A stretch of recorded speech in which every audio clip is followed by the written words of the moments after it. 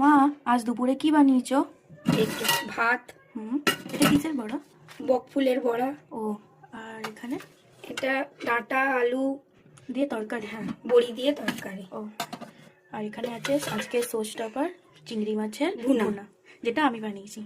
আর এখানে আছে স্যালাড। এটা সাজিয়ে দাও। হ্যাঁ দিই। প্রথমে আসছে ডেলিকার ভাত। আমাদের দুপুরে সবসময় ভাতই হয়, ভাত ছাড়া এমনি কোনো খাবার হয় না, যেমন ফ্রাইড রাইস এগুলো হয় না, নর্মালি ভাত হয়, যেটা ডেলি।